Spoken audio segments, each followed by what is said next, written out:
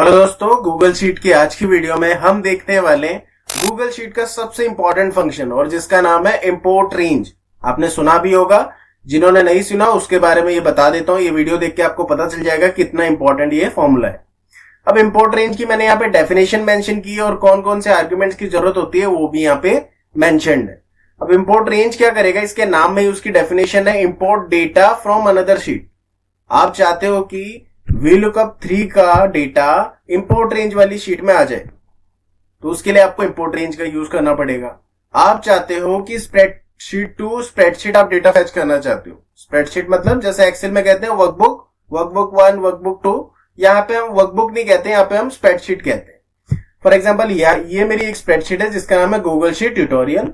ये मेरी एक दूसरी स्प्रेडशीट है जिसका नाम है डेटाबेस। ओके, इसके अंदर भी बहुत सारी शीट्स हैं। स्प्रेडशीट कहते हैं इनको, एक ये, उसके अंदर डिफरेंट यहाँ पे शीट्स हैं। इसमें से जब भी आपको डेटा फैच करना हो ना, तो आपको क्या यूज करना पड़ेगा, इंपोर्ट रेंज। ओके, अब एक्सेल में ऐसा नहीं है, ये फॉर्मूला सिर्फ गूगल शीट में ही चलेगा। एक्सेल में क्या है कि अगर आपको दूसरी शीट से फैच करना है डेटा, तो हम क्या करते हैं, लुकअप फंक्शन लगा लेते हैं VLOOKUP से, या फिर इक्वल टू से लिंक कर देते हैं दूसरी शीट को। बट यहाँ पे आप वैसा नहीं कर सकते। अभी अगर मैं आपको करके दिखाऊं, जैसे शीट टू शीट तो हम लिंक कर सकते हैं। जैसे इस सेल को मैंने इस सेल से लिंक कर दिया, तो अगर मैं यहाँ पे कुछ भी लिखूं तो यहाँ पे वो शो कर रहा है। बट यही चीज मैं अगर इस शीट में लगाऊं तो वो नहीं होगा। जैसे इक्वल टू लिखा, मैं VLOOKUP वाली 3 में आया और मैं यहाँ पे एंटर करूंगा, देखो ये क्या कह रहा है, एरर शो कर रहा है। वो कह रहा है कि आपको यहाँ पे क्या यूज करना पड़ेगा, इंपोर्ट रेंज फंक्शन। यहाँ पे साफ साफ लिखा हुआ आ रहा है। तो ऐसा पॉसिबल ही नहीं है कि इक्वल टू लगा के आप वो काम कर लो, आपको लगाना ही पड़ेगा इंपोर्ट रेंज। ओके, तो स्टार्ट करते हैं। तो यहाँ पे हमारे पास कुछ कोड है, नेम है, लोकेशन, सैलरी। हेडर मेरे पास है, कोड मेरे पास ऑलरेडी है। मुझे कहा गया है कि इन कोड के बेसिस पे इन डेटा को फिल करना है। बट प्रॉब्लम ये है कि मेरा ना यहाँ पे इस शीट में कोई डेटा नहीं है। अगर इस शीट में कहीं डेटा होता तो मैं फैच कर लेता। मेरा डेटा कहाँ पे है, मेरा डेटा है दूसरी स्प्रेडशीट में, डेटाबेस के नाम पे वो शीट है, और यहाँ पे डेटा शीट है, उसके अंदर ये सारा मेरे पास डेटा है। तो एक स्प्रेडशीट से दूसरे स्प्रेडशीट से डेटा फैच करने के लिए मुझे लगाना होगा इंपोर्ट रेंज। तो लगाते हैं, इक्वल टू इंपोर्ट रेंज मैंने लिखा। देखो इंपोर्ट से बहुत सारे फॉर्मूले 1 बाय 1 बताऊंगा मैं बाद में। टैब प्रेस किया। अब इंपोर्ट रेंज दो चीजें मांगती है। सबसे पहले स्प्रेडशीट का URL और रेंज स्ट्रिंग। स्प्रेडशीट URL का मतलब होता है, उससे फॉर्मूला बंद कर देता हूं, समझा देता हूं पहले आपको। स्प्रेडशीट URL का मतलब होता है कि देखो ये जो एक लाइन शो हो रही है ना आपको, ये होती है लिंक। ये लिंक मतलब आपने जो भी ओपन किया उसका एक लिंक है। कॉपी पेस्ट भी करते हैं नॉर्मली। अगर मैं इस पे जाऊं तो इसका लिंक अलग है। ओके, तो इसी की बात कर रहे हैं। जब भी आपको स्प्रेडशीट का लिंक देना पड़ेगा कि किस शीट से आप डेटा को फैच करना चाहते हो, तो उसका लिंक आपको देना पड़ेगा। URL उसको कहते हैं। उसके बाद होता है रेंज स्ट्रिंग। रेंज किसको कहते हैं, रेंज इनको कहते हैं। अगर मैं इन सेल्स को सेलेक्ट करूं तो यहाँ पे एक शो कर रहा है B2 रेंज D6। इसका मतलब है आपने क्या सेलेक्ट किया, B2 रेंज से, मतलब B कॉलम से सेकंड रो से लेके D कॉलम 6 रो तक आपने सेलेक्ट किया। ये एक रेंज है। तो ये दो चीजें आप दोगे तो वो डेटा आपको फैच करके देगा। इक्वल टू इंपोर्ट रेंज अब मैं लिखता हूं। ओके, इंपोर्ट रेंज मैंने स्टार्ट किया। सबसे पहले स्प्रेड का URL। अब ये डेटा मुझे कहां मिलेगा, मुझे चलना पड़ेगा डेटाबेस के URL के लिए। मैं यहां पे जाता हूं। अब इसका URL आपको क्या करना पड़ेगा, कॉपी। तो आप इसको क्लिक करो, Ctrl+C से आप इसे कॉपी करो, वापस आ जाओ अपनी शीट में। ओके, और यहां पे आप पेस्ट कर दो। अब पेस्ट करना इतना सिंपल नहीं है, वो एक टेक्स्ट वैल्यू है, वो एक स्ट्रिंग वैल्यू है।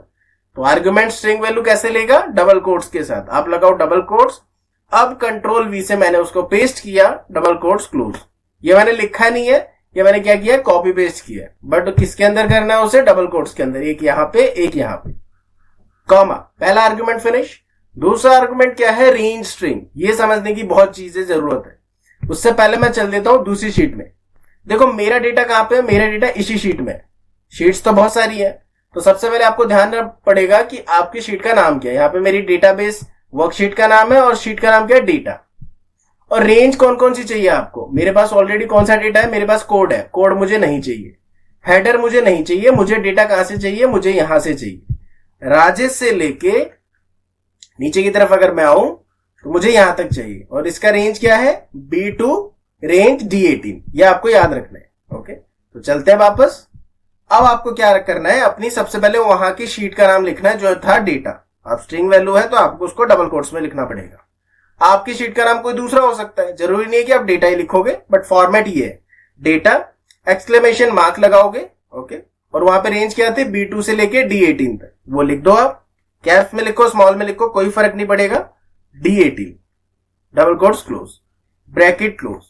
तो आपको पता चल गया डेटा क्या है। वहां पे शीट का नाम आपको मेंशन करना पड़ेगा, उस शीट में जो भी नाम होगा। अगर आपका डेटा सेल्स डेटा में है तो आपको क्या लिखना पड़ेगा, सेल्स डेटा एक्सक्लेमेशन और रेंज। जब ये लिख लो, एंटर प्रेस कर दो और कुछ इस तरह से आपको डेटा फैच हो जाएगा। अब देखो आपके साथ ना क्या हो सकता है, यहाँ पे रेफरेंस एक एरर शो करेगा। सबसे पहले जब आप इंपोर्ट रेंज फर्स्ट टाइम अगर आप यूज करोगे तो वहां पे एक रेफरेंस शो करेगा, ऐसे डेटा नहीं देगा वो आपको, REF करके ऐसे शो करेगा वो, ओके, #REF। उसको जब आप क्लिक करोगे तो वो पूछेगा, आपको उसे एक्सेस देना पड़ेगा कि वो क्या पूछेगा कि एक शीट से दूसरी शीट अगर आपको लिंक करनी है तो आप अलाउ करो एक्सेस। मैं ऑलरेडी कर चुका था इसलिए उसने दोबारा मुझसे नहीं पूछा, बट आपसे पूछेगा। आप उसे जैसे ही अलाउ करोगे आपका डेटा यहाँ पे फैच हो चुका है। तो एक स्प्रेडशीट से दूसरे स्प्रेडशीट डेटा फैच करने का यही तरीका है गूगल शीट में, और कोई तरीका नहीं है। अब इसका फायदा क्या है, फॉर एग्जांपल डेटाबेस में जब भी यहाँ पे डेटा चेंज होगा, जैसे यहाँ पे मैंने राजेश की जगह आ गया मनीष, अब लिंक तो है ही ऑलरेडी, तो वहां पे भी राजेश की जगह क्या आएगा, मनीष। 2 सेकंड में डेटा यहाँ पे फैच हो चुका है। तो इंपोर्ट रेंज बताने का रीजन ही यही है ताकि मैं आपको VLOOKUP आने वाली वीडियोस में समझा सकूं, ओके। तरीका मैंने बता दिया। दोबारा एडिट करना रेंज तो आप एडिट कर सकते हो, जैसे मैंने यहाँ पे D18 हटा दिया, ओके। इसका रीजन क्या है, दोबारा देखो, दोबारा फैच हो गया डेटा। अब इसका हटाने का रीजन क्या है, फॉर एग्जांपल एक और एंट्री आ गई यहाँ पे, मैं यहाँ पे एक और लिख देता हूँ, जैसे माइनस लिख देता हूँ नीचे, ओके। अब चलते हैं वहां पे, क्या यहाँ पे नीचे माइनस आएगा या नहीं आएगा देख लेते हैं। देखो माइनस आ गया। तो जैसा आपको एडिट करना आप कर सकते हो, रेंज में एडिट करने में कोई इश्यू नहीं है। अब मैंने यहाँ पे रो इसलिए हटा दी कि उस कॉलम में कोई भी डेटा है मेरे को यहाँ पे शो करो। तो ये था इंपोर्ट रेंज फंक्शन, सबसे इंपॉर्टेंट फंक्शन है, समझना बहुत जरूरी है। तो आज की वीडियो में बस इतना ही। नेक्स्ट वीडियो में देखें किसी और टॉपिक के बारे में, तब तक के लिए थैंक्स फॉर वॉचिंग।